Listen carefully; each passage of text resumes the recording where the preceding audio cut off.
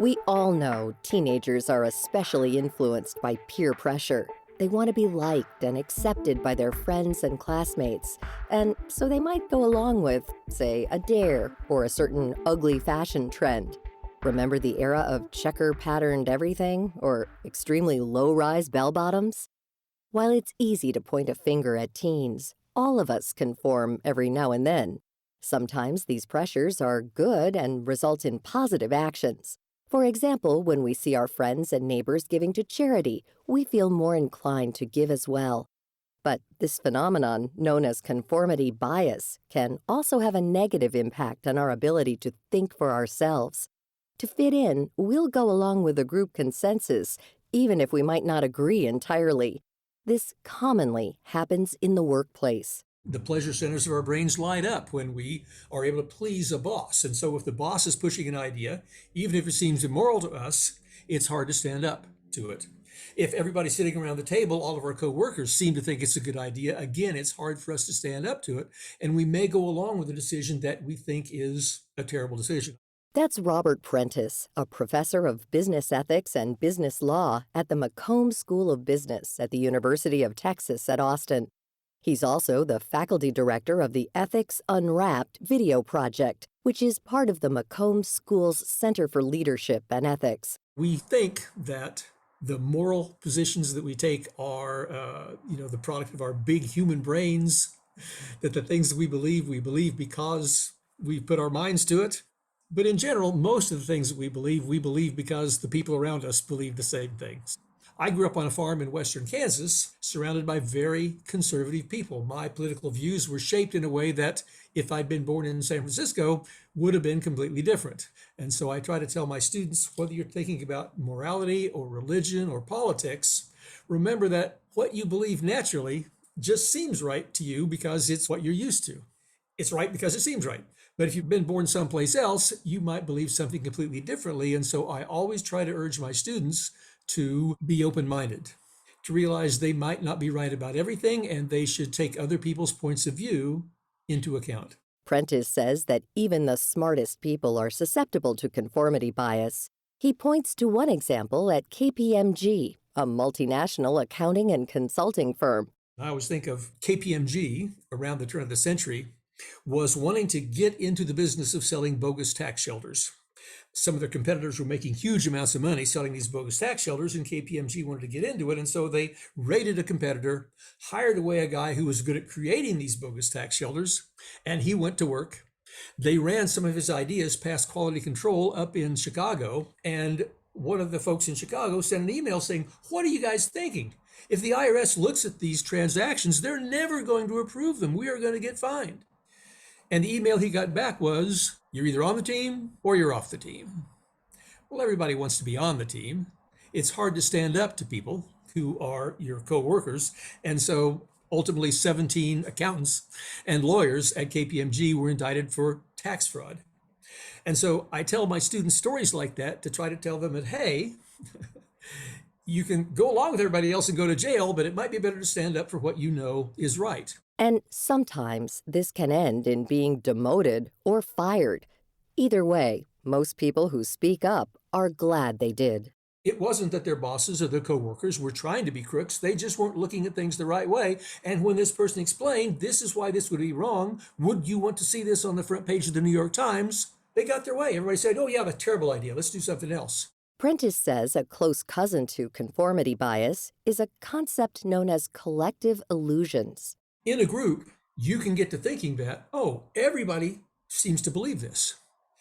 And that can cause you either to pretend that you believe it yourself, even if you don't, because again, you want to be part of the group, or your brain might even fool you into thinking that you believe it, even though there's no evidence for it. One expert on collective illusions is Todd Rose, the co-founder and president of the think tank Populous.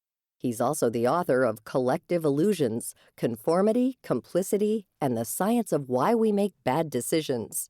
Rose says collective illusions infect every corner of our lives. This can include our political beliefs, the kinds of jobs we want, or what we come to expect from educational or criminal justice institutions. These opinions take hold because our brains are hardwired to think that the loudest voices, repeated the most often, are expressing the true majority opinion. Rose highlights how social media has taken this to a new level, allowing people with large followings to wield a lot of power. On Twitter alone, 80% of all content is created by 10% of the users. And that 10% tends to be very vocal and actually not representative of the rest of the country. And so you can see the problem here, right? So if only 10% of people hold an opinion, but you think it's 80%, if you don't want to go against the group, then you'll just say nothing. You'll just go along to get along. But if enough of us do that, then the only voice anyone's hearing from is the fringe, and the result's a collective illusion. Rose points out that 2/3 of American adults admit to leaning into what he calls self-silencing because they're afraid to offend their online followers, friends, or work colleagues. He says this silence is dangerous because it leads to false narratives and one-sided opinions. I call it moral courage for a reason because it does take courage. It is scary, especially when there's a law on the line.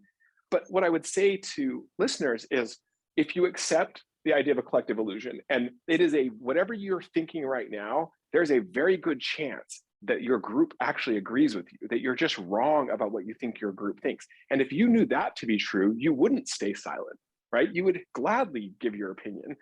But if you also realize that speaking up isn't just about personal integrity, it might be the most important thing you could do for the integrity of the group that you care about. So for some of us, we can find that courage that way. And then for others who just care a lot about being with the group, that's okay, right? Then what we have to do is make the norm for the group be honest about what you think. The addition of diverse perspectives and shared thoughts ultimately leads to a better, more well-rounded opinion or action. So the next time you're in a business meeting or out to dinner with friends, maybe you'll go against the grain and find that others in the group were thinking the exact same thing. Todd Rose's book, Collective Illusions, Conformity, Complicity, and the Science of Why We Make Bad Decisions, is available in bookstores and online now.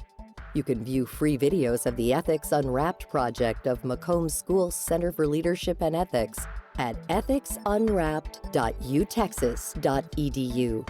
You can learn more about all of our past guests by visiting our website at viewpointsradio.org. This segment was written and produced by Polly Hansen. Our executive producer is Amira Zaveri. Our studio engineer is Jason Dickey. I'm Marty Peterson.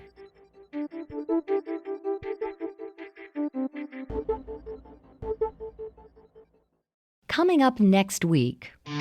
I have to say, I'm really glad I took the road I did because it gave me a lot of characteristics that I'm thankful for. One man's journey from playing pro in the NFL to researching mathematics at Harvard.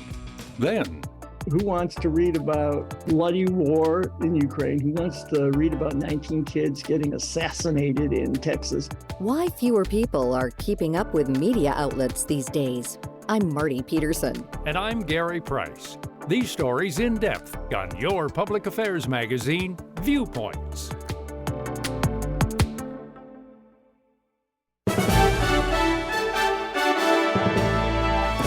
And that's Viewpoints for this week.